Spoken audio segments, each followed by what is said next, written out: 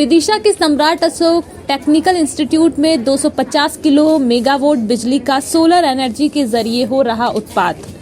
आज सम्राट Ashok technical institute Vidisha में डायरेक्टर और बोर्ड ऑफ गवर्नेंस के सचिव ने प्रेस वार्ता का आयोजन किया, जिसमें उन्होंने कॉलेज के जुड़े हुए कई महत्वपूर्ण बिंदुओं पर चर्चा की।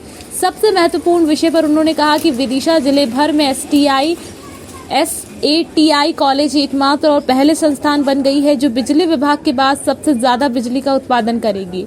उन्होंने बताया कि कॉलेज के पूरे छतों पर सोलर पैनल ऊर्जा विकास निगम के माध्यम से लगाए गए हैं। योजना के अंतर्गत लगाए गए इस कार्य के लिए 25 साल तक कंपनी उसकी खुद देखरेख करेगी। बिजली का उत्पादन होगा, उसका उपयोग SATI कॉलेज करेगा और शेष बची बिजली विभाग को जाएगी।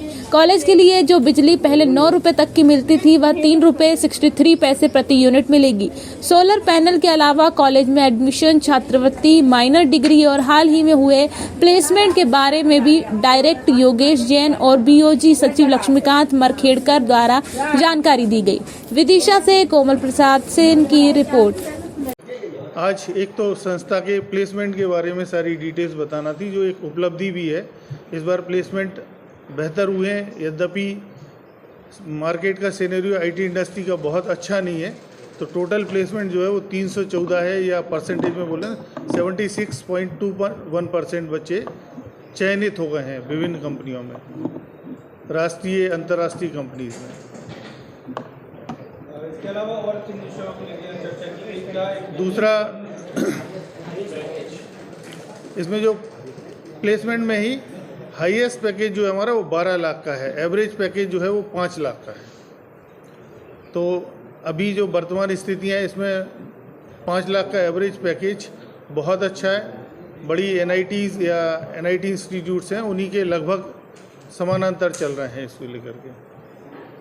और कंपनीज़ भी जो हैं वो बड़ी कंपनीज़ हैं, एसेंचर है, कैपजेमिनी है, TCS है, आइसर वोल्वो है। ये सारी प्रमुख कंपनियां हैं जिनको हम कर सकते हैं नामांकित।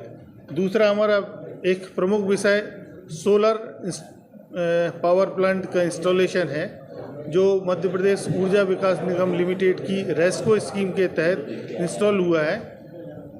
इसमें संस्था की जो लागत है वो 0 है, यद्यपि उस पूरे प्लांट की जो लागत है वो 1.92 करोड़ है और इसकी टोटल कैपेसिटी 250 किलोवाट की है। और इससे संस्था को लगभग 20 से 25 लाख रुपए प्रति वर्ष की बचत भी होगी।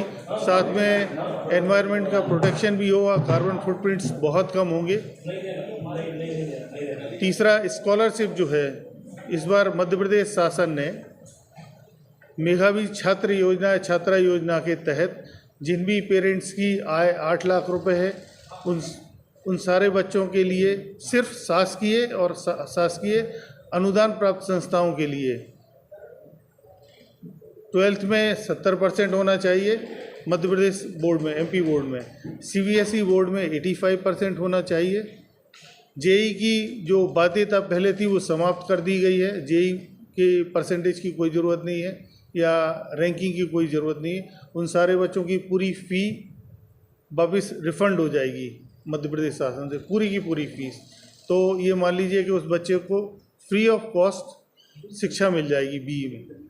और एक हमारे यहाँ CSR स्कीम में कमिंस इंडिया लिमिटेड जो है, उसमें स्कॉलरशिप मिलती है, यद्यपि उसमें एक क्वालिफाइंग एग्ज़ाम देना पड़ता है। लेकिन लास्ट ईयर हमारे 37 बच्चे उसमें चयनित हुए थे और उनकी सारी की सारी स्कॉलरशिप या फ़ी जो है वो रियम्बर्स हो गई थी स्कॉलरशिप के तौर पर। उसमें एक लैपटॉप भी दिया जाता है, पूरी फीस रियम्बर्स होती है।